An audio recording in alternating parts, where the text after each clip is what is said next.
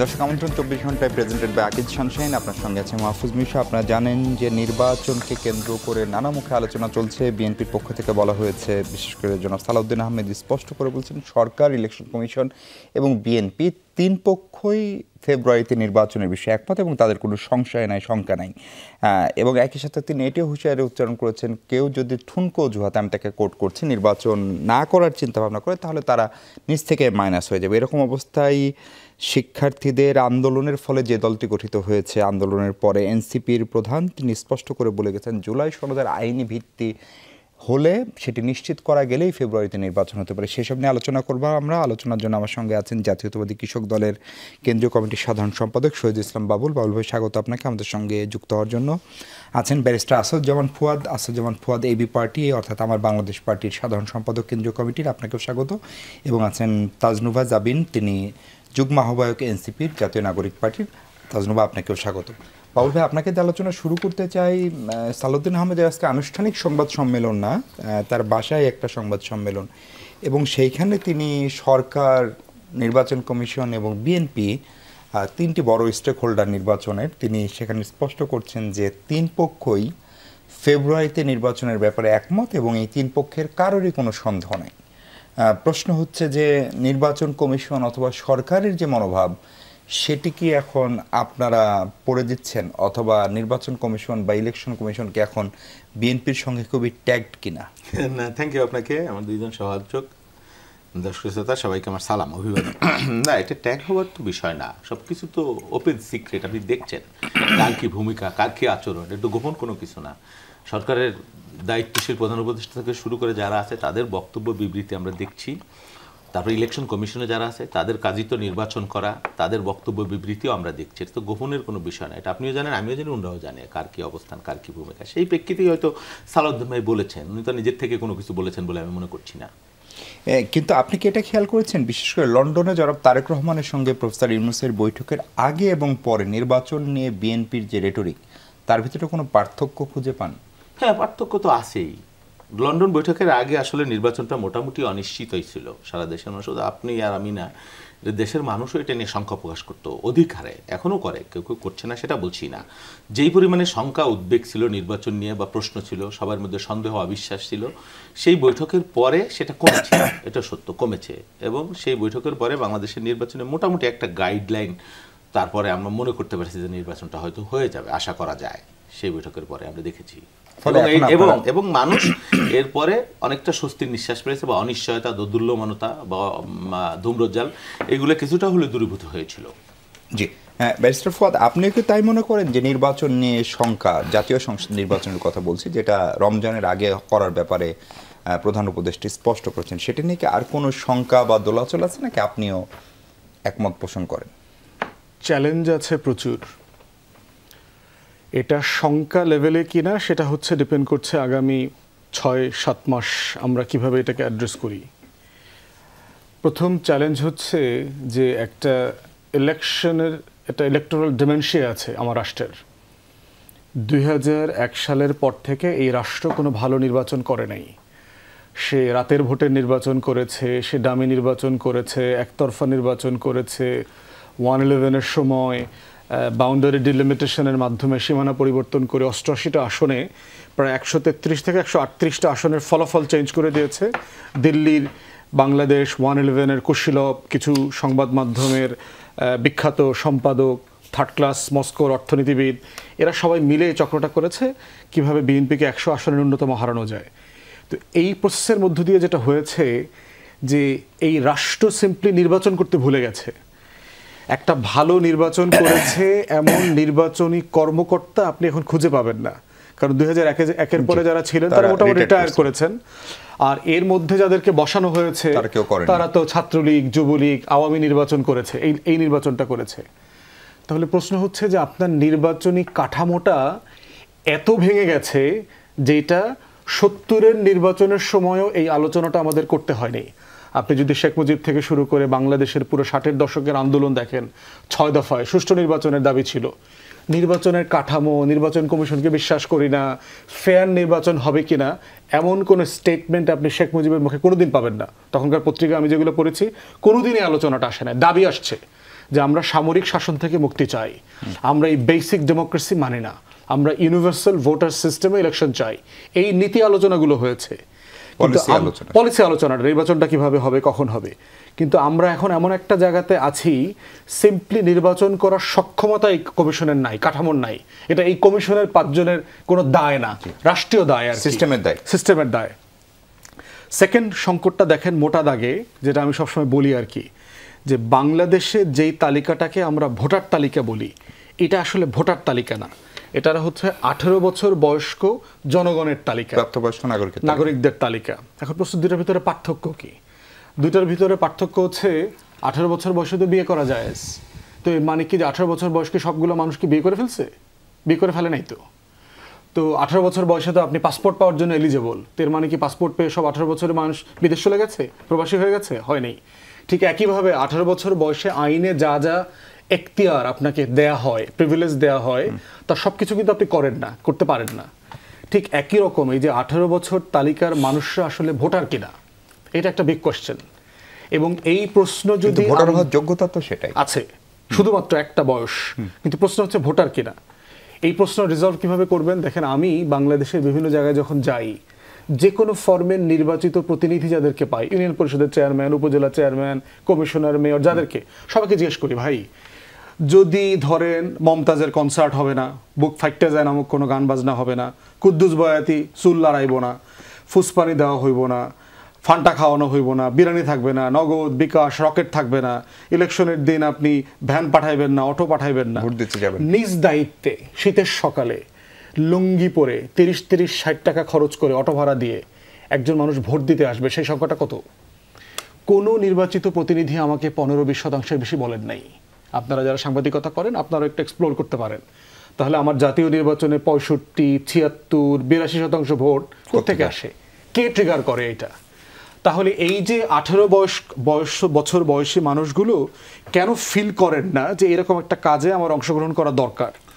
আবার কেন করছেন? সে কি রাষ্ট্রীয় দায় আকারে করছেন, না ওই নুরু মেম্বার কইছে, কুদ্দুস বয়াতি কইছে, অমুক বাইরে কথা দিছি, না গেলে কেমন হয়? এই চ্যালেঞ্জগুলো কি এই সরকার উত্তরাতে পারবে? এটা তো একটা দীর্ঘমেয়াদী কালচারাল এবং মনস্তাত্ত্বিক চ্যালেঞ্জ। হ্যাঁ, কিছু অংশ সম্ভব। কোন জায়গাটাতে বলি দেখেন, এবং আমার রাষ্ট্র করেছে, 69-70-এ আমার দেশের শিক্ষার হার কতটুকু ছিল? আমরা যাত্রাটা শুরু করেছিলাম না যে আমার 9%, 11% থেকে আমি শিক্ষার হার বাড়ানোর চেষ্টা করেছি। এসে এখন আমি সরকারের স্ট্যাটাসের সাথে একমত না, আমাদের শিক্ষার হার এত বেশি না, এটা ধরেন 35-40% হয়েছে এখন।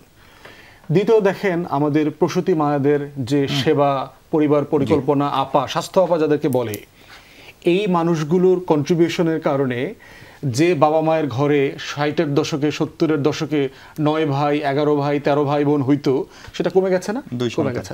তো রাষ্ট্র চাইলে পারে, এটা সুযোগ আমার লজিস্টিক্স আছে। তার মানে আপনার কথার সামারি হচ্ছে নির্বাচনের চ্যালেঞ্জ আছে, অনেক চ্যালেঞ্জ আছে প্রচুর, কিন্তু ফেব্রুয়ারিতে হওয়া নিয়ে আপনি বিশ্বাসী? আমি এটা যদি ডিপেন্ড করে, এখন প্রশ্ন হচ্ছে এটা রিজলভ কিভাবে করবেন? আপনি ইলেকশনের একটা প্রোটোকল করেন, ভোটার প্রোটোকল করেন, মিনার মতো 10টা কার্টুন বানান, প্রত্যেকটা স্কুল কলেজ, আপনি একটা প্রজ্ঞাপনের ব্যাপার যে বাংলাদেশের প্রত্যেকটা প্রাইমারি স্কুলে বাবা মাদেরকে ডেকে ছাত্রছাত্রী সহ আপনি এটা দেখাবেন, একটা ইউনিফাইড, এটা চেষ্টা করলেই আপনি পারবেন। এবং আমি ফলো আপ করবো নেক্সট সেগমেন্টে। আপনার তাসনুভা যাবেন, দায় মুক্তির কোনো প্রস্তাব যদি জুলাই সনদে থাকে বা জুলাই ঘোষণা থাকে, সেটি নিয়ে বিএনপির না আছে, অর্থাৎ কোনো কিছুকে পরে চ্যালেঞ্জ করা যাবে না, আদালতে প্রশ্ন তোলা যাবে না, এ ধরনের দায়মুক্তি আমরা এদেশে আগেও দেখেছি। ফলে সেটি নিয়ে এনসিপির অবস্থান আসলে কি, এবং নির্বাচন নিয়ে বিএনপির যে অবস্থান, যে সরকার, বিএনপি এবং ইলেকশন কমিশন 3 পক্ষই বিশ্বাস করছে, আপনারা কেন বিশ্বাস পুরোপুরি করছেন না, বা কেন এখনো যদি কিন্তু রেখে আপনারা নির্বাচন নিয়ে কথা বলেন? ধন্যবাদ আপনাকে, আমার সাথে যারা আছেন এবং দর্শক যারা দেখছেন, আপনাদের সবাইকে শুভেচ্ছা। আপনি প্রথমে যেটা কোট করে শুরু করেছেন সালাউদ্দিন সাহেবের যে ঠুনকো অজুহাত, আমি ওই ঠুনকো অজুহাতটা দিয়ে শুরু করি।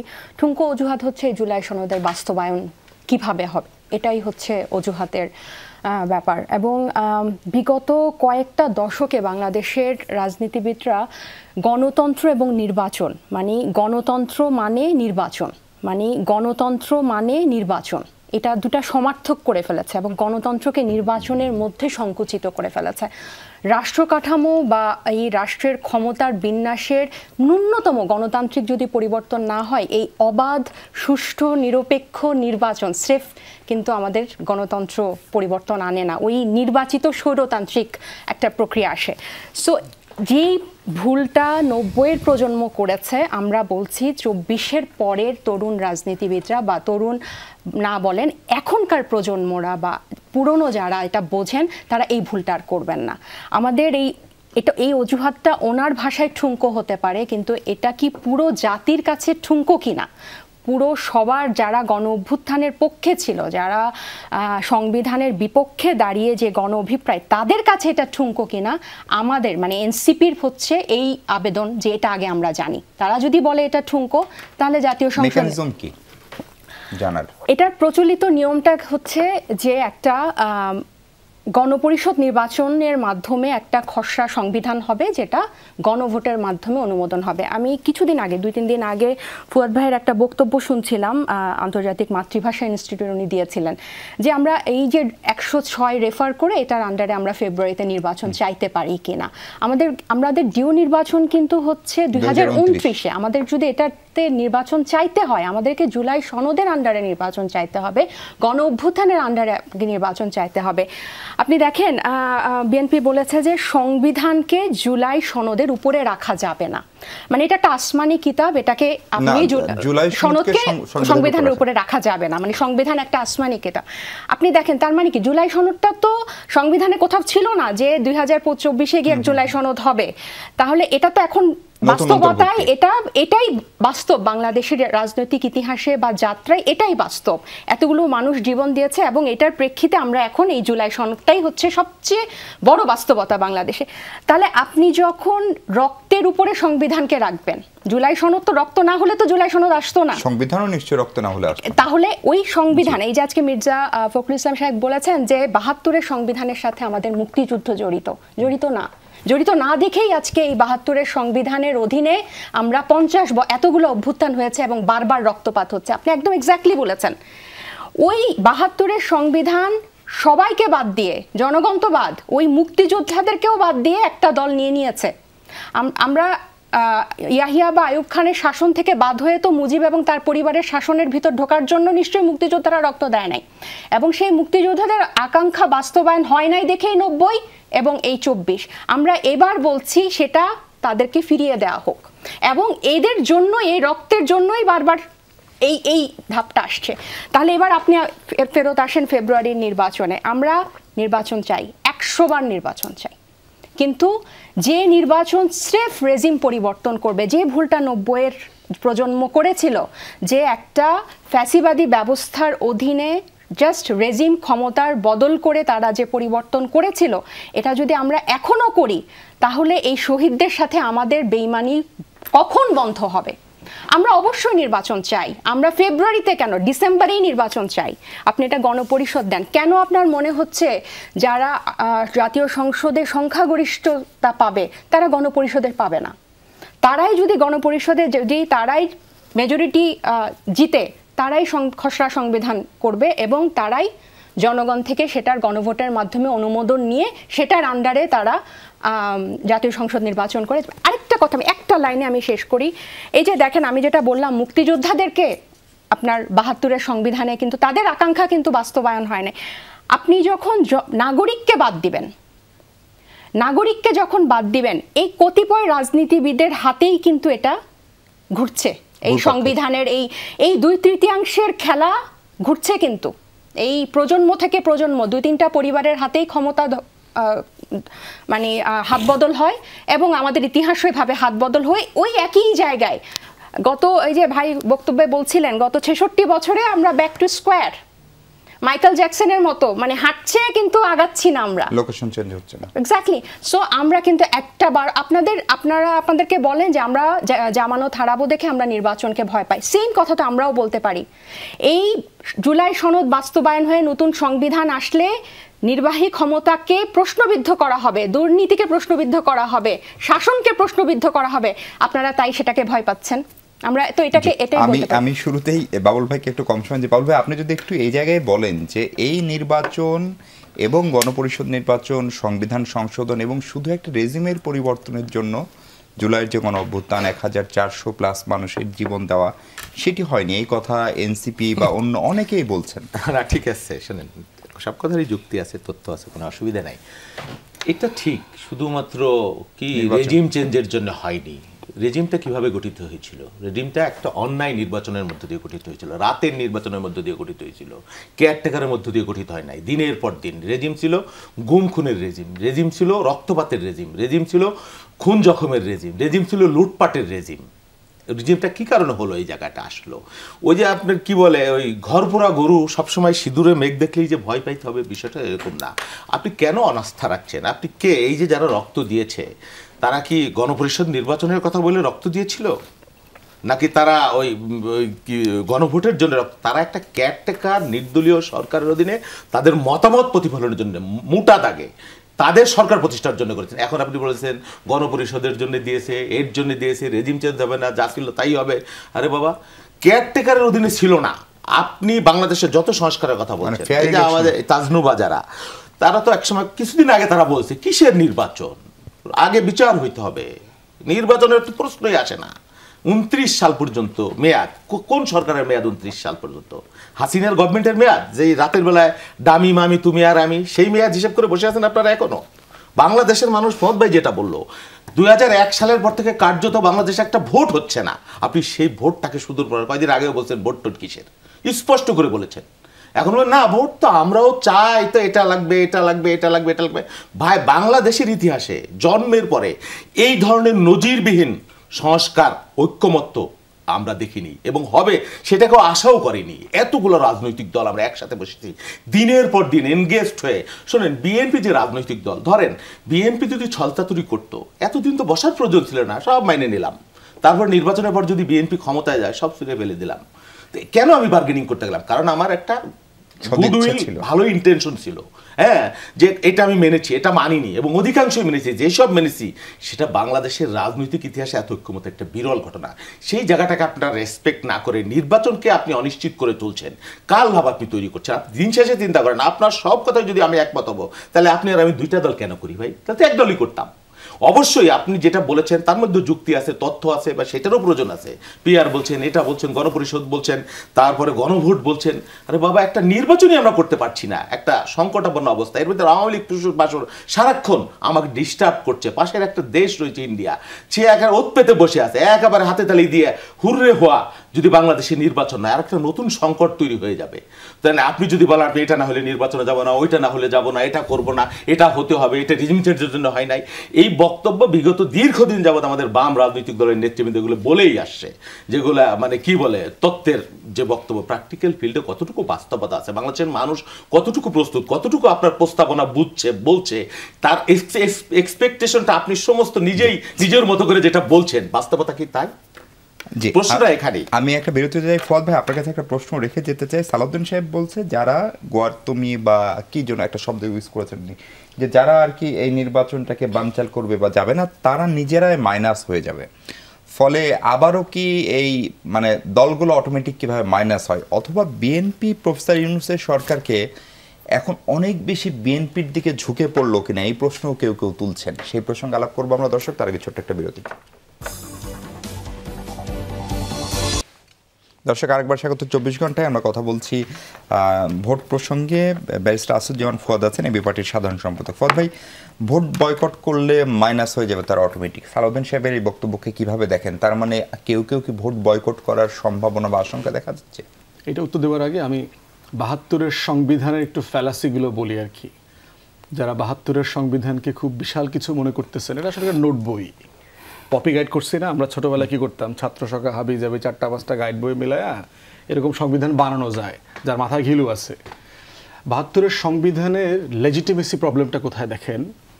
70-এ এলএফের অধীনে নির্বাচিত হইল যে সংসদ সদস্যরা, তাদের কমিটমেন্ট প্লেজটা কি, যে আমি পাকিস্তান রাষ্ট্রের অখণ্ডতা ধরে রাখবো, পাকিস্তানের সংবিধান সমুন্নত রাখবো এবং নতুন সংবিধান করবে টরবে, এগুলো। সেইখানকার কিছু সদস্যরা মিলে তারা গণপরিষদ করলো, সবাইকে না কিন্তু আবার কেউ কাউকে বাদ দিচ্ছে ওইখানে। সেখান থেকে আবার একটা টিম বানায় দিল আপনার সংবিধান করবার জন্য, এবং সেই সংবিধান করবার কমিটিটার এখতিয়ার কার? শেখ মুজিব যে ফিরে এসছে, সে কি প্রেসিডেন্ট হিসেবে শপথ নিয়েছে? শপথ নেয়নি তো। জানুয়ারির পরে শেখ মুজিব ফিরে এসে কিন্তু সে সরকার প্রধান হিসেবে কোনো শপথ নেয়নি। তাকে মুজিবনগর সরকার ভারপ্রাপ্ত মূল দায়িত্ব দিয়েছিল, ভারপ্রাপ্ত একজন দায়িত্ব পালন করেছে। তা আপনি যখন মূল দায়িত্বটা নেবেন, আপনাকে শপথ নিতে হবে না? প্রশ্ন, শপথ কিভাবে নেবেন? আপনি তো বাংলাদেশ রাষ্ট্রের ফ্রেমে নির্বাচিত কেউ না। তাহলে দেখেন, এমন একটা কমিটি এই সংবিধানটা করেছে যার এখতিয়ার ছিল পাকিস্তানের সংবিধান করার। দ্বিতীয় প্রবলেমটা কোথায় দেখেন, আপনি কতবার ভুল করছেন, সংবিধান করে ফেললেন, গণভোটে দিলেন না কেন? যে ঠিক আছে আমাদের এখতিয়ারের প্রবলেম আছে, এটা আমাদের ড্রাফট কনস্টিটিউশন, এখন জনগণ আপনারা কি মনে করেন? করে নাই, কোনো গণভোট হয় না এই সংবিধানের উপরে। থার্ড দেখেন অপশনটা কোথায় ছিল, 73-এর মার্চে নির্বাচন হচ্ছে, প্রথম নির্বাচন। আওয়ামী লীগ চাইলে খতনাটা তখনও করতে পারতো ইলেকশন ম্যানিফেস্টোতে, যে আমার এই ম্যানিফেস্টো আছে, অ্যাট এ টাইম আমার সংবিধানটার ব্যাপারেও আমি আপনাদের অনুমোদন চাই। আপনি ওই ভোটের মধ্য দিয়ে এই সংবিধানটাকে লেজিটিমাইজ করতে পারতেন, করা হয়নি। এখন ধরেন প্রিন্সিপল বলা হচ্ছে, 4টা গভর্নিং প্রিন্সিপল, বাঙালি জাতীয়তাবাদ, সেকুলারিজম, সোশ্যালিজম, গণতন্ত্র, এগুলো বলেছে।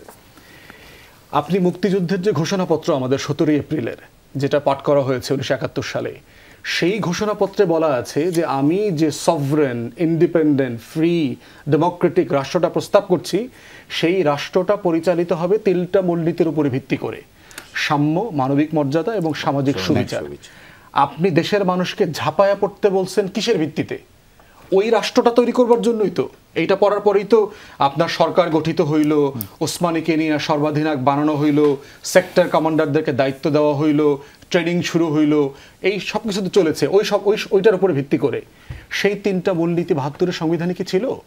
আপনি 4টা মূলনীতির পাইলেন, ম্যান্ডেট নিলেন কোত্থেকে? আপনি তো 73-এর নির্বাচনেই ম্যান্ডেট নেন নাই। ইভেন 70 পর্যন্ত আওয়ামী লীগের দলীয় গঠনতন্ত্র এই 4টা মূলনীতি ছিল না। তাহলে আপনি এটা পাইলেন কোথায়? কারণ রাষ্ট্র পরিচালনার মূলনীতি তো কোর বক্তব্য রাষ্ট্রের, এই বক্তব্যটার আপনি ম্যান্ডেটটা কোথায় পাইলেন? নাই তো। এরপরে দেখেন প্রবলেমটা কোথায় কোথায়। আপনি বলছেন ওখানে সংবিধানে একটা ধারা আছে যে এই জাতি বাঙালি জাতি বলিয়া পরিচিত হইবে। তাহলে চাকমারা যারা যুদ্ধ করলো 71-এ, ওকে বলছিলেন কিনা যুদ্ধের পরে তোমাকে কিন্তু বাঙালি হইতে হইবে? ওকে বলছিলেন কিনা? উর্দুভাষীরা যুদ্ধ করে নাই, যাদেরকে আমরা আটকে পড়া পাকিস্তানে বলে গালাগালি করি? 16ই ডিসেম্বর বাংলাদেশের বিজয় মিছিলে 32 নম্বরের সামনে প্রথম শহীদ হয় একজন উর্দুভাষী মুক্তিযোদ্ধা। তাহলে তাকে আপনি কেন আগে বলেন নাই যে এই জাতি বাঙালি বলিয়া পরিচিত হইবে? তাহলে আপনি ঘোষণাপত্রে বললেন সাম্য, মানবিক মর্যাদা, সামাজিক সুবিচারের কথা, পরিচয় দিচ্ছেন বাঙালি জাতীয়তাবাদের কথা। ওই যুদ্ধের সাথে কি এটা মিলল? আমার এটা কোথায়? এরপরে আপনি এনেছেন সেকুলারিজমের কথা। সেকুলারিজমের মাধ্যমে বাংলাদেশে কি হইল তখন দেখেন, বিসমিল্লাহ বলা, কোরআন তেলাওয়াত করা টেলিভিশনে, রেডিওতে বন্ধ হয়ে গেল। ঢাকা বিশ্ববিদ্যালয়ের মুসলিম হল, সলিমুল্লাহ মুসলিম হলের মুসলিম শব্দটা কেটে দিল। হ্যাঁ, না, নবাব সলিমুল্লাহ হল যেটা, এস এম হলের মুসলিম শব্দটা কেটে দিল। জাহাঙ্গীরনগর মুসলিম বিশ্ববিদ্যালয় থেকে মুসলিম শব্দটা কেটে দিল। আপনার এই কাজী নজরুল ইসলামের থেকে ইসলাম শব্দটা কলেজ থেকে কেটে দিল। এই ম্যান্ডেটটা আপনি কোথায় পাইলেন? কোরআন তেলাওয়াত করা যাবে না? মানে আমরা দেশ স্বাধীন হয়েছে মানে কি আমরা ধর্মটা ফালাই দিছিলাম ওই দিনকার? এরপরে আপনি সোশ্যালিজম কোথায় পাইলেন? এই ম্যান্ডেটগুলো কোথায় নিলেন? গণতন্ত্রের কথা বললেন, গণতন্ত্র থাকবে কনস্টিটিউশনে, কিন্তু আপনি বাকশাল কায়েম করলেন, 4র্থ সংশোধনী তৈরি করলেন। তাহলে 72-এর সংবিধানে যারা পূজার উপকরণ দেখতেছে তাদেরকে এগুলোর উত্তর দিতে হবে যে এই ফ্যালাসিটা কোথায় থেকে আসতেছে। আমার কলিগ বারবার বলছিলেন যে 1400 শহীদের রক্তের থেকেও এইরকম একটা ফ্যালাসি কেন এত গুরুত্বপূর্ণ? আমার গুরুত্বপূর্ণ হচ্ছে আমার প্রত্যেকটা লড়াই গুরুত্বপূর্ণ। কোনো লড়াইকে দিয়ে আমি কোনো লড়াইকে ছোট করি না, কেউ করছে না কিন্তু দেখবেন। কিন্তু যারা ছোট করছে তারাই তর্কটা বারবার আনতেছে যে হ্যাঁ এই পোলাপান 71-কে ছোট করতেছে। কে ছোট করছে? কে বলছে? আমি 47-এ আমার রাষ্ট্র গঠনটাকে আমি অ্যাকনলেজ করা মানে কি আমি 71-কে ছোট করা? আমার কি ঢাকা বিশ্ববিদ্যালয়ের প্রতিষ্ঠার একটা ইতিহাস আছে না? আমার অতীতের এই ঘটনাগুলোকে আমার ইতিহাসের পরম্পরায় কানেক্ট করতে হবে না? আপনাকে একটু তাহলে 72-এর এই ফ্যালাসি থেকে উঠে না আসলে জুলাই সনদকে প্রশ্নবিদ্ধ না, আপনি মুক্তিযুদ্ধকে প্রশ্নবিদ্ধ করছেন, স্বাধীনতার ঘোষণাপত্রকে প্রশ্নবিদ্ধ করছেন। তাজনুবা, আপনি কি একটু বলবেন এই ভোট কেউ যদি কি বলে বয়কট করে তাহলে তারা রাজনীতি থেকে মাইনাস হয়ে যাবে? ফলে ধরেন দীর্ঘদিন তো বিএনপিও ভোট করে নাই, তখন আওয়ামী লীগও কিন্তু এরকম কথা বলছিল যে সব দল ভোট না আসলেই হবে।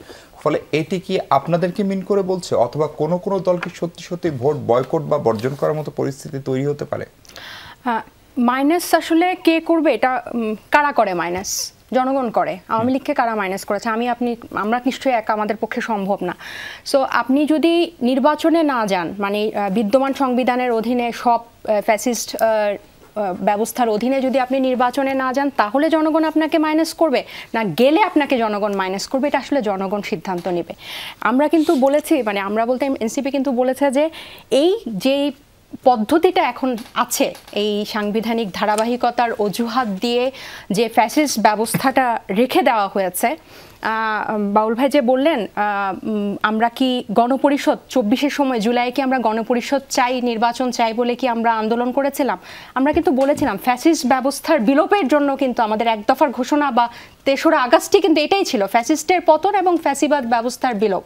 তাহলে এই গণপরিষদের মাধ্যমে নতুন সংবিধান আসবে, ওই বিদ্যমান সংবিধান থেকেই তো ফ্যাসিস্ট রাষ্ট্র কাঠামো তৈরিটা হয়। তাহলে আমরা কিন্তু এটাই চেয়েছিলাম, এটার আরেকটা নাম এখন আমরা একদম স্পেসিফিক ভাবে আলাদা আলাদা করে চাচ্ছি। তাহলে নাকি মাইনাসের কে মাইনাস হবে এটা জনগণ ঠিক করবে, কিন্তু যে বয়কটের কথা বা নির্বাচনে অংশগ্রহণ না করা, আপনি দেখেন গণ অভ্যুত্থান কাঠামো পরিবর্তনের জন্য হয়েছে। আমরা বারবার বলছি আপনারা এই জুলাই সনদের বাস্তবায়নটা বা এই গণতান্ত্রিক কাঠামোটা আপনারা একমত হন, নির্বাচন যখন হবে আমরা প্রত্যেকটা দল কিন্তু সেখানে অংশ নিব। আরেকটা জিনিস আপনি দেখেন, গত ধরেন একমত হওয়ার আপনারা আহ্বান জানাতে পারেন, কিন্তু যদি বিএনপি একমত না হয় সেটা হওয়ারও তো তাদের নিশ্চয়ই স্বাধীনতা আছে। অবশ্যই স্বাধীনতা আছে, সেক্ষেত্রে আমাদেরও স্বাধীনতা আছে যে আমরা কি ডিসিশন নিব। কারণ এটা এখন কিভাবে বলতে পারি, মানে স্পেসিফিক একদম বলে দেওয়া যায় না, কারণ এখন কিন্তু বাস্তবায়ন কিভাবে হবে এটা নিয়ে রাজনৈতিক দলগুলোর সাথে আলোচনায় বসা বাকি। ঐকমত্য কমিশন 1 মাস সময় নিয়েছে। আমি আপনাকে আরেকটু বলি, এই যে গত 15 বছরে সবচেয়ে নির্যাতিত হয়েছে বিএনপি, সবচেয়ে তাদের গুম খুন এবং মামলার কোনো শেষ নাই। বিচারকরা নিজেরাই, লয়াররা নিজেরাই ধরে ধরে বিএনপির নাম শুনলেই মুড়ি মুড়কির মতো মামলা দিত। তাহলে আজকে যখন তারা ক্ষমতার দ্বার প্রান্তে, ধরে নিলাম তারা সবচেয়ে বড় রাজনৈতিক দল, তারা ক্ষমতার দ্বার প্রান্তে, তাহলে তাদেরই কি উচিত না এই দমন পীড়নের যেভাবে ইউজ করে সরকারি দল বিরোধী দলকে দমন করেছিল সেই নিয়মগুলা বন্ধ করা?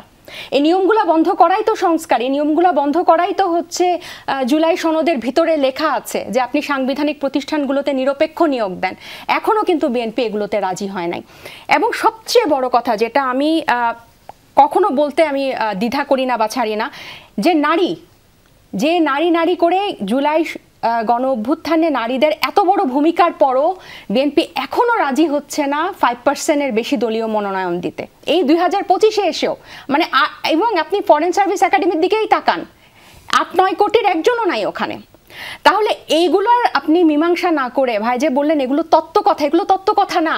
বিগত বছরে এই তত্ত্বকথা আপনারা পাত্তা দেন নাই দেখেই 2024-এ এসে 133 জন শিশু মারা গেছে। একটা মহিলা ক্ষমতায় থাকার জন্য 133 জন শিশুকে নিজের লোক দিয়ে খুন করেছে।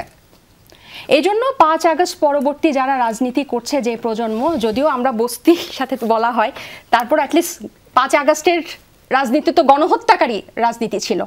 এখন এই রাজনীতির এরা সেই রেজিম পরিবর্তনের বা ক্ষমতা হাত বদলের নির্বাচনে যাবে না, যদি না এই রাষ্ট্র কাঠামো বা এই গণতান্ত্রিক কাঠামোতে মানে ফিরে না আসে বা একমত না হয়। এবং এই মাইনাস কে করবে এটা তখন সময় বলে দিবে।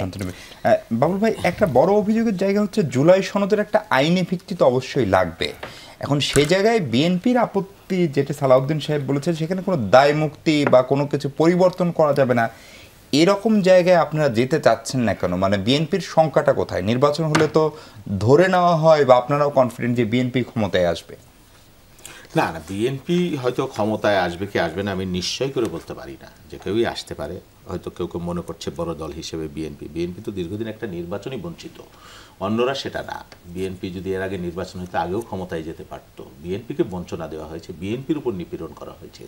এই যে 5ই আগস্টের পরে যে পরিবর্তন বা যে সমস্ত দাবি, এই সব দাবি মোটা দাগে ফ্যাসিস্ট ব্যবস্থার বিলোপ। ফ্যাসিস্ট ব্যবস্থা বাংলাদেশে কবে হয়েছে? ফ্যাসিস্ট ব্যবস্থা হয়েছে 2014 সালে বাংলাদেশে প্রথম। তার আগে আপনি বিএনপি আর আওয়ামী লীগকে একসাথে সব মিলেই ফেলছেন, এটা তো বিএনপির প্রতি সাংঘাতিক অবিচার করা হচ্ছে।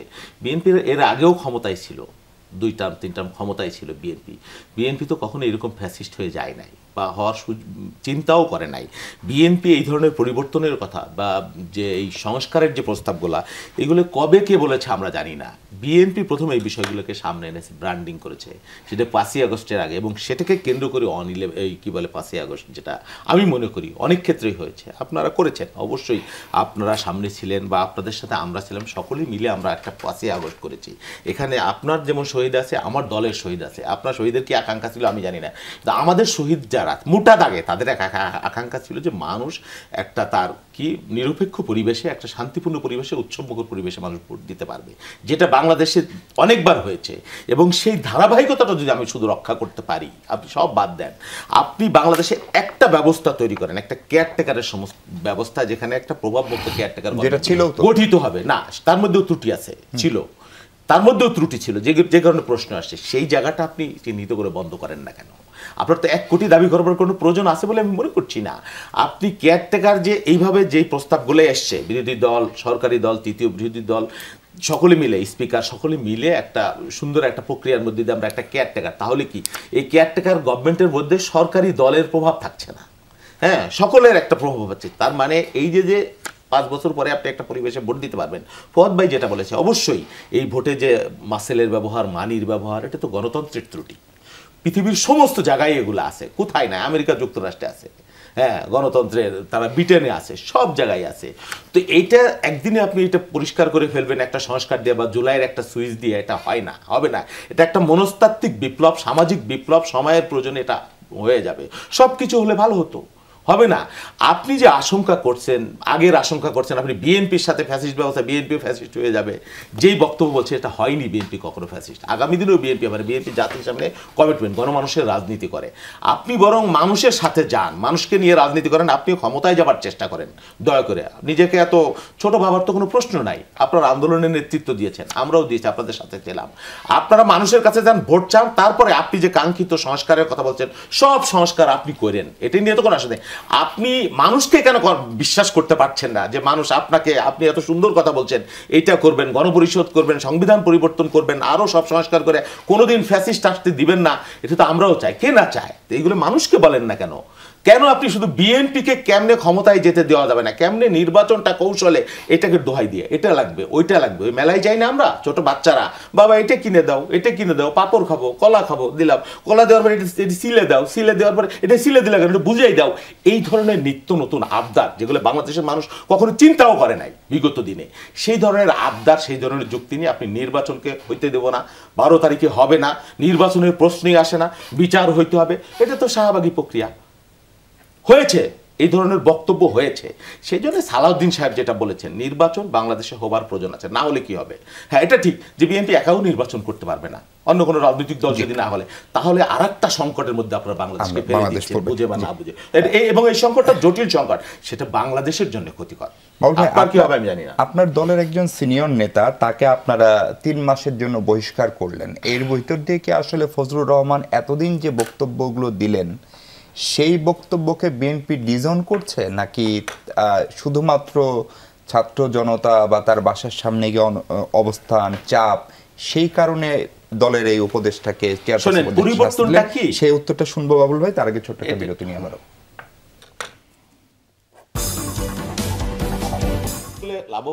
দর্শক, আরেকবার স্বাগত 24 ঘন্টায়। বিএনপি নেতা শহীদুল ইসলাম বাবুল হাসান আমাদের সাথে। বাবুল ভাই, ফজলুর রহমানকে 3 মাসের জন্য দলের সদস্য পদ থেকে যে বাতিল করলো, এটা দিয়ে বিএনপি আসলে কি বার্তা দিল? না, বার্তা পরিষ্কার। শোনেন, বিএনপি কোনো এক্সট্রিমিজম বা এই গণ অভ্যুত্থানকে যেমন অস্বীকার করে না, ওন করে, সেটা একটা পরিষ্কার। মুক্তিযুদ্ধকে যেমন ওন করে, সেটারও একটা পরিষ্কার। এখানে একপাক্ষিক বক্তব্য গণ অভ্যুত্থান নিয়ে বা মুক্তিযুদ্ধ নিয়ে একপাক্ষিক কোনো বক্তব্য বা এক্সট্রিম কোনো বক্তব্য, অসৌজন্যমূলক কোনো বক্তব্য, বিবৃতি, অ্যাক্টিভিটিস বিএনপি ওন করছে না। এটা 5ই আগস্টের পরে আপনি অনেকগুলো ঘটনা দেখবেন, শুধু ওনার বিষয় না। হাবিবুর রহমান হাবিব বলেন, তারপরে আপনার বরকতুল্লাহ ভুলু বলেন, দুদু ভাই বলেন, দলের পক্ষ থেকে যেইভাবে সতর্ক করে দেওয়া, এত বড় সিনিয়র নেতা, এত বড় দায়িত্বশীল নেতা, এবং আরো বড় নেতা শোকজ করা, সতর্ক করা, এই বিষয়গুলোকে আপনাকে পজিটিভলি দেখবার প্রয়োজন আছে বলে আমরা মনে করছি। পক্ষান্তরে এই যে আমাদের এরা বললো যেটা বস্তি নাকি কে বলেছে, হ্যাঁ শোনেন কি কারণে বলেছে, ওই যে এই ঢিল, আমাদের প্রত্যেকেরই দায়িত্বশীল কথা বলবার প্রয়োজন আছে। সময়টা ভালো না এই সময়টা, হ্যাঁ গণ অভ্যুত্থানের পরবর্তী যেভাবে বিভক্তি, বিভাজন, বিদ্বেষ, এটা আমি মনে করি ওই 5 তারিখের আগের জায়গায় কিন্তু চলে যাচ্ছে বিষয়গুলা। হাসান মাহমুদরা যেই ধারভাবে কথা বলতো বা ওরা কথা বলতো, আপনি দেখেন এই যে যেই কারণে বস্তির আগেরটা না বলে কি ভয়ঙ্কর অশ্লীল একজন নারীর বিরুদ্ধে বলতে পারে, সেই জায়গাটা আমার বলতেও আমার এখানে লজ্জা লাগছে, দ্বিধা লাগছে। তার প্রেক্ষিতে বস্তি বলেছে আমার বোন তাজনুবা ওইটুক না বলে এইটুক বললো। হ্যাঁ আমি ওই শব্দটা বলতে চাই না, একজন দায়িত্বশীল নেতা। আপনি সার্জিজ আহমেদের মতো একজন নেতা, সার্জিস আলমের মতো একজন দায়িত্বশীল নেতা কি সাধু সাবধান, কে কি করছেন কিংবা করতে চাচ্ছেন কোনো কিছুই গোপন থাকবে না। শেখ হাসিনা তো জান নিয়ে পালাইতে পারছে, আপনারা সেটাও পারবেন না। জনগণ এত ভালো না, কংগ্রান্তলের দেশের মধ্যবর্তী অংশ, কি অশ্লীল এবং ভয়ঙ্কর বক্তব্য, কাকে উদ্দেশ্য করে আপনি বলছেন?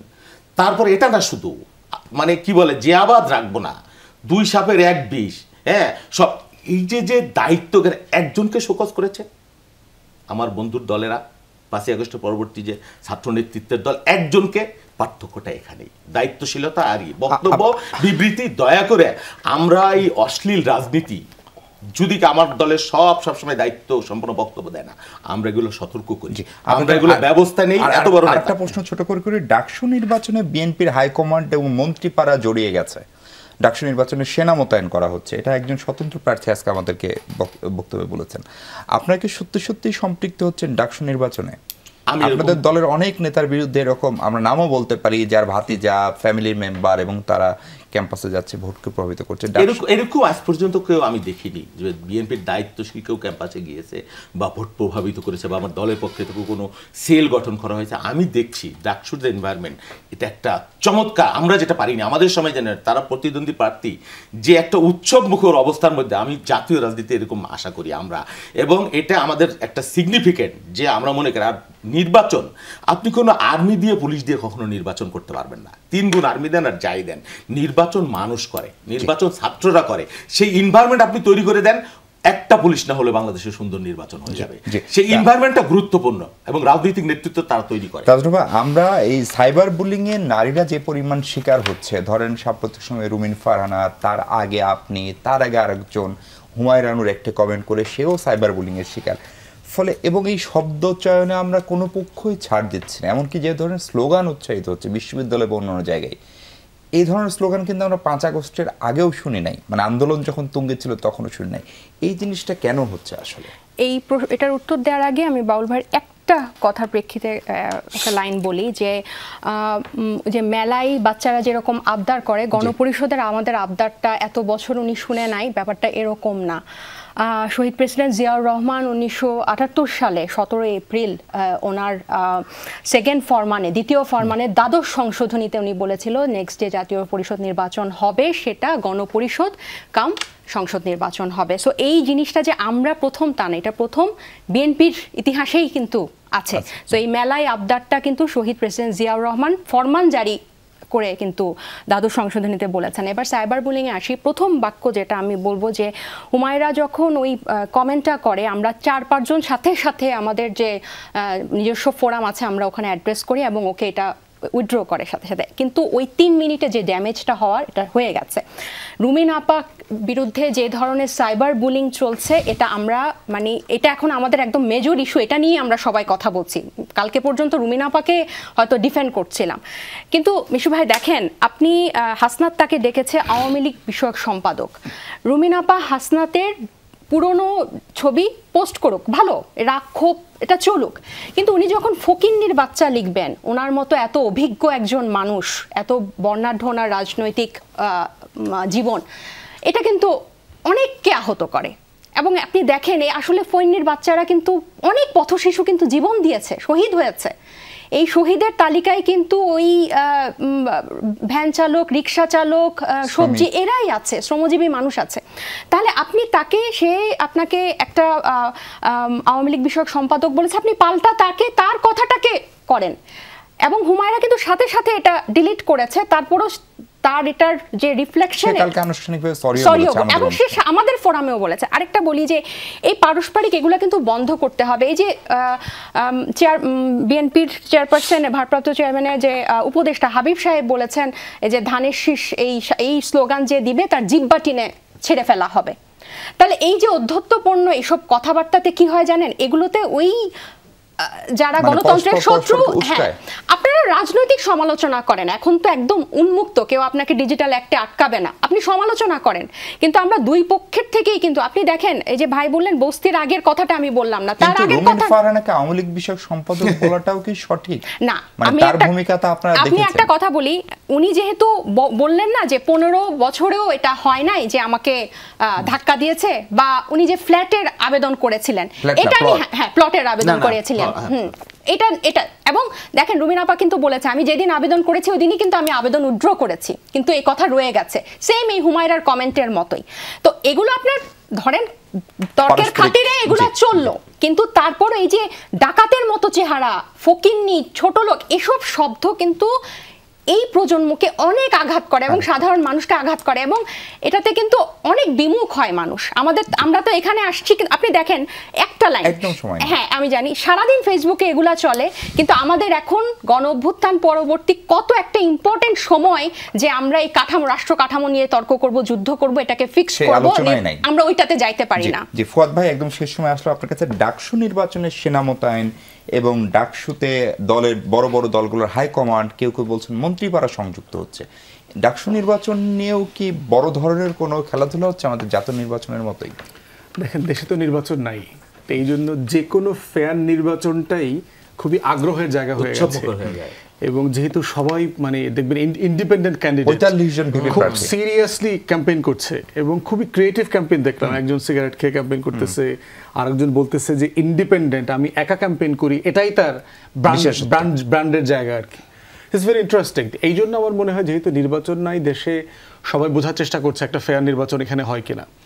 দ্বিতীয়ত হচ্ছে গণ অভ্যুত্থানের পরে গণ অভ্যুত্থানের পক্ষের শক্তিরা যার যার জায়গা থেকে নির্বাচন করতেছে, সেই নির্বাচনটা তরুণরা কিভাবে নিবে এইটার একটা ন্যাশনাল রিফ্লেকশন আছে, জাতীয় নির্বাচনের একটা প্রভাব পড়বে। ইন পার্টিকুলার যে দেশের প্রায় 5 থেকে 6 কোটি ভোটার কিন্তু তরুণ, যাদের বয়স 40-এর নিচে এবং কখনো ভোট দেয়নি, এবং এই জনগোষ্ঠীর কিন্তু রিফ্লেকশন বারবার দেখবেন, এই যে ব্রেইন ইনোভেশন, বিআইজিডি, এদের বিভিন্ন জরিপে আসতেছে 62% আনডিসাইডেড, 48% সুইং, 59% এখনো মাইন্ড সেট করতে পারছে না। এবং এই ডাকসু নির্বাচনটা আমার কাছে মনে হয় যে একটা নির্বাচনী কারবালা হয়ে যাবে, কারণ এখানে যে পক্ষ যা যা আশা করতেছে সবাই পরের দিন হতাশ হবে, এবং এইটার একটা রিফ্লেকশন জাতীয় নির্বাচনে পড়বে। এবং ওটাকে কেন্দ্র করে আপনি যেটা আগে জিজ্ঞেস করছিলেন যে নির্বাচনটা আসলে শেষ পর্যন্ত কোথায় গিয়ে গড়াবে, দেখেন দাবিগুলো কিন্তু খুবই রিজনেবল পলিটিক্যাল ডিমান্ড, এখানে খুব বড় জটিলতা নাই।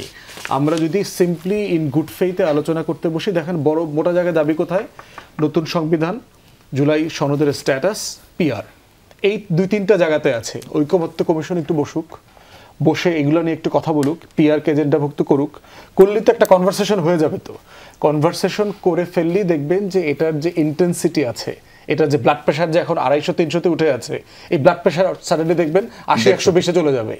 এটার একমাত্র সলিউশন হচ্ছে নিজেরা কথা বলা, আলোচনা করা। সিচুয়েশন এখনো কোথাও যায় নাই, এবং বিএনপিকে সবচেয়ে বড় দল হিসাবে এখানে সবচেয়ে বেশি ছাড় দিতে হবে। মনে রাখতে হবে, বিএনপি নেতারা সময় বলে যে ভাই আমরা তো অনেক ছাড় দিচ্ছি, লিডারশিপ এমন একটা জায়গা যেখানে ছাড়ের কোনো সীমা নাই, নেতৃত্ব এমন একটা জায়গা, বরত্বের এমন একটা জায়গা হচ্ছে সীমানা হচ্ছে আকাশ পর্যন্ত। কারণ বিএনপিকে মনে রাখতে হবে এই নির্বাচনে যদি কেউ জেতে সেটা যেমন বিএনপি হবে, জিতেও যদি কেউ হেরে যায় সেটাও বিএনপি হবে। কারণ বিএনপি যদি একটা সুষ্ঠু একতরফা নির্বাচন হয় যে তার কোনো প্রতিদ্বন্দ্বী নাই, 280 সিট পাইলো, এইটা বিএনপির জন্য গলার কাটা হবে। 73 আর 2018-র এক্সাম্পলটা বারবার আসবে।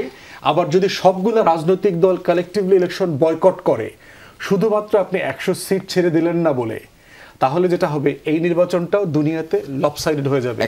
এবং এমন হইতে পারে এরকম একটা নির্বাচনে সভাপতিত্ব করবার সিদ্ধান্ত মানে উইথড্র করে ফেলতে পারেন প্রফেসর ইউনূস, যে আমি এরকম একটা নির্বাচনের দায়িত্ব নেব না। অনেক ধন্যবাদ ব্যারিস্টার ফুয়াদ, ধন্যবাদ শহীদুল ইসলাম বাবুল, ধন্যবাদ তাজনুভা জামিন। দর্শক এই ছিল আলোচনা, ভালো থাকবেন সবাই, অনেক ধন্যবাদ সঙ্গে থাকার জন্য।